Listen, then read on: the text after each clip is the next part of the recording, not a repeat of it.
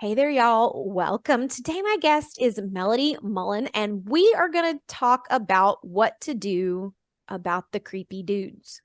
Creepy dudes are a concern with a lot of my clients. And I will say this is not something that usually comes up early in the program, but a lot of the women I work with, as they start losing weight, as they start getting usually positive attention for looking better according to society, right? Sometimes that attention can cross over from a well-received compliment to something kind of creepy. And the question becomes, what do we do when that happened? And me bringing Melody in is a result of a conversation she and I had about an incident that happened to me. I'll try to tell the short version of this story, but I was on a Southwest flight. Um, and there was a guy trying to like push past me to get off the plane. And I'm like, yo, we're all going the same place. Like, calm down. And, so we started kind of chit chatting, and he was again trying to kind of rationalize pushing past me, and was like, well, which connection are you making? And I told him, and he's like, oh, that's the same flight I am on. He's like, so can I just walk with you? Because you seem like you know where you're going. And I didn't. But my theory was the odds of us both getting there as quickly as possible were better if we worked together than, I have a tendency to wander. So we're walking. So literally we met deplaning. We're walking through the airport, making a connection. We get on the other plane. This is the extent of our relationship. And as we rush down, we're like the last three people to get on the Southwest flight. And as we're getting on the Southwest flight, this dude, as he's talking to the guy behind him, reaches over, puts his hand on my back, and starts doing what I would call the sexy fingers. Right. So, it was not like, there was no, like, he didn't leave a mark. There was not any sort of like, no orifices were explored, but it was totally inappropriate because that's the kind of thing my husband does when he's trying to get laid, right? Like, real talk. That is not the kind of thing you do to somebody that you met 15 minutes ago deplaning. And I'm friendly, but I was not intending to give off any let's have sex in the bathroom on the Southwest flight kind of vibes. Like, none of that was invited. And in the moment, I just completely froze. And the voice in my head, which would have been a great thing to say, the voice in my head just went, no petting. But I couldn't get anything out of my mouth. And luckily he was talking to the guy behind me. So I kind of sidled away. I took a little side step. And then the crowd in front of me moved forward. I stepped forward to get on the plane. And I thought, this is now we've now identified that this is the kind of guy who might bump into you with his erection. So, right? This, accidentally touched my butt with his hand while he's moving his suitcase. So I put my suitcase behind me, and then I'm getting on the plane, and Southwest. So there's the chaos of trying to find a spot to sit. And I sit down. The first place my brain goes is mad at him.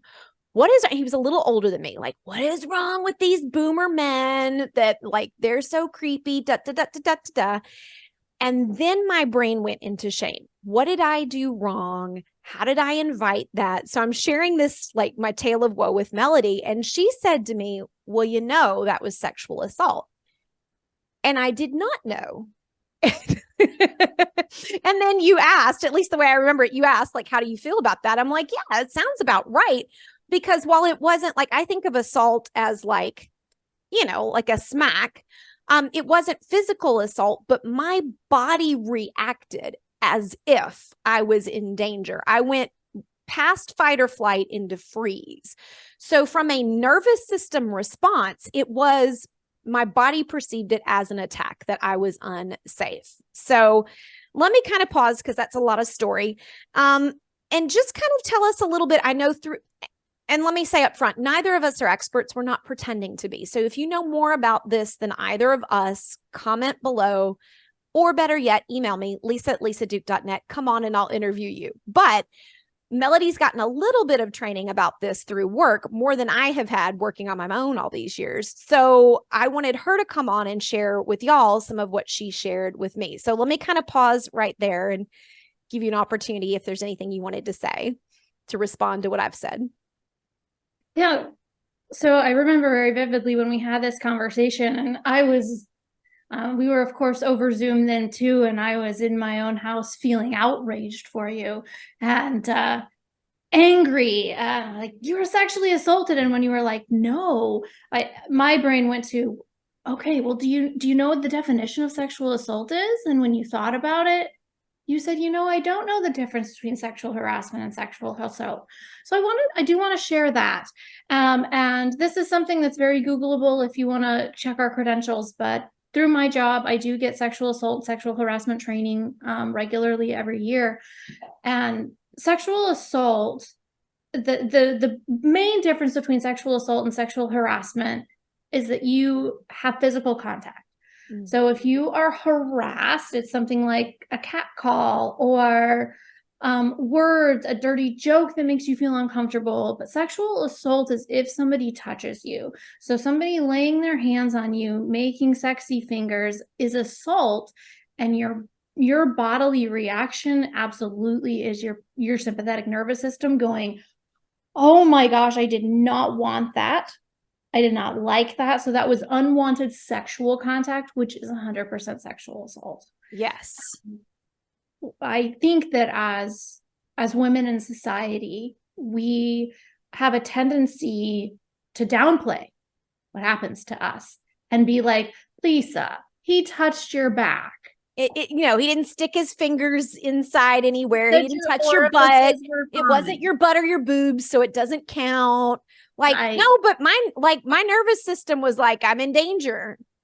You're in danger. And yeah, you were to an extent. And you said that you tried to get like, I have this great response now. And I couldn't say it. Yeah, like 5 minutes later, I had all the things to say. But yeah, in the moment, it was total freeze. So I think another thing that as a woman, I know that I would be more hesitant to do, but I think this isn't something you could have done, but somebody close to you could have done, or you can do for another woman if you see that. And it's absolutely okay to intervene in sexual assault or sexual harassment. If you are feeling uncomfortable as a bystander with what's happening, most likely that interaction is not copacetic. So a couple of things you can do in the training, it's called the 3Ds, to try and help you remember it, which is distract, meaning like in your situation, the flight attendant could have been like, oh, ma'am, and called you over or called him over for something and broken up that situation. You can also directly intervene, like me as a bystander could come up and say, this is what I saw. Lisa, why don't you come with me? Are you okay? Mm-hmm. And the third one of the D duo is delegate. And that would mean I'm here, I see it, I don't feel comfortable, but my 6'5", 300-pound football friend is here, and I'm going to be like, hey, can you go help her? So as women, as men, as humans in society, those are maybe 3 little nuggets to help maybe make you feel more empowered in the situation, but also as the victim, know that, well, not really helpful knowing that you're the victim, but you are the victim, and that it's a normal response for you not to be able to function normally because you're not in a normal situation. I think that is helpful to know because, again, like I said, my first reaction was shame. Like, what's wrong with these creepy old dudes? Why do they think they can act that way? Maybe that was okay, in the Mad Men era, but it's not okay now. So I first went to like blame and anger, which is appropriate because anger is usually a response to a boundary violation, and a boundary was violated. But it's interesting that, right, because I had this whole flight, like all I did the whole entire flight was mostly stew on it about 80% of the flight. And then I started to worry about what was going to happen on the other end of the flight, right? And prepare, right? So now my nervous system is preparing for a big confrontation. When I get off the flight, what if he's waiting for me? Can I find a flight attendant to help me? How do I get away from him? Is he going to want to follow me back out to my car? Right? Like, and I didn't Yeah. even see him afterwards. But so like the whole entire flight was like blame, anger, shame, and then fear and Yeah. anxiety about what was going to happen. And the shame was very much like, was I too friendly? Did I lead him on? Why did he think that was okay? So, and that shame part, like the shame and the weight, the more work I do with women, the more I see how intertwined shame and weight are. So, a lot of people, one of my clients talked about years ago, she was jogging to lose weight and started to drop the weight, got catcalled, and she's like, immediately I panicked. I felt unsafe. I turned around, I went home, I stopped running, and I gained back all the weight. And that was sexual harassment. Yes, yes, yes. But that feeling of I am not safe Yes. and that having the weight on makes me invisible. And it's not a guarantee, right? Like some dudes, let's talk about this because this is one of the things that you brought up too. Because, right, I was like, why did he think that this was okay? And as I looked back over the interaction, I was like, oh, I had been exerting power over him by being an assertive woman and standing up for myself. So he expected, whatever he as a person with a penis had going on was intrinsically more important than whatever I had going on in his head, I presume, making this up. But this is kind of the narrative in society, right? So he had to get to his flight, and I kind of like puffed myself up and made myself big and wouldn't let him shove past me. That was me kind of like exerting power over him. Then there was something else too. I forget what it was. Oh, I remember when we were going through the airport, when he saw where the gate was, he kind of kicked it up into another gear and started to walk off. Looking back, I think he was trying to walk away from me. When I travel with my husband will do that. He'll like kick it up a gear and he expects me to keep up. So Yeah. I just naturally like, oh, you've sped up, I'll speed up. And then he said something to me about like, oh, you must work out. So I think I kind of like, right. So first I blocked him getting off the airplane. Then he tried to ditch me and I kept up with him. And he was like, not trying to stereotype, but he was a short guy. So probably there was some like, like this woman is not deferring to me like she should. And so I think when we were getting on the plane, that was the last chance for him to kind of like get one over on me. And I think, and it might have been totally subconscious, but, and I should have had you set this up first, but my understanding of that came from what you said about sexual assault and sexual harassment. We think like, oh, I was excessively sexy. This person wants to have sex with me. But tell the people what you've been told through your training about what it's really about. Well, usually sexual assault is more about exerting power over you. And that goes all the way to rape. Is usually it's not a sex crime, it's a power crime. So he very, very well could have been trying to sexy finger his power over you. Yeah. Which in my brain as a woman, that doesn't make sense to me. But our brains are different, our physiology is different. Men and women are fundamentally different on a physiologic level. So if their brain does that, I can believe it. Yeah. And it may have been totally subconscious to him why he was doing it. It could have even been kind of subconscious to him that he was doing it. I mean, like he's still responsible. We're responsible for our limbs, but he may not have put any thought. He may have just been like, this is a pretty lady, I'm going to pet her. And it's like, no, not okay. The really creepy thing too was he had told me between flights, he was going, because I was coming home to Florida. He was going to Florida. He was going on his way to a college football game. And that's the other thing that, yeah, he was an alumni. And it creeped me out because I was like, he's going to go and do this to women all weekend long. All these like drunk Young. co-eds that have pre-gamed, and he's going to be like the older guy that they see as a non-sexual dad type figure. He's going to be like petting them and making them uncomfortable all weekend. And then I felt like really ill about that. Like I should have done something to prevent the imaginary possible future attack on other women who were more helpless than me. Yeah. So then that, like, I got all in my head with drama about that too. And what could you have done in the moment? And I think about this, and I think we talked about it, is okay, in the moment, had you said, "Excuse me, sir," what's the worst that could happen? Probably nothing. Probably Yeah. right. Like if I had said, if the voice in my brain had been able to get out of my mouth and say no petting, which is a little bit of a weird thing to say, but the message would have gotten across. He probably would have immediately stopped and acted, apologetic or like, oh my God, I don't know why I did that. Right. Like, and I would have felt better about myself because I would have felt like I advocated for myself in the moment. The other thing I theoretically could have done, having stepped onto the plane, put the suitcase behind me, I could have said to the woman, the flight attendant, I could have said something to her.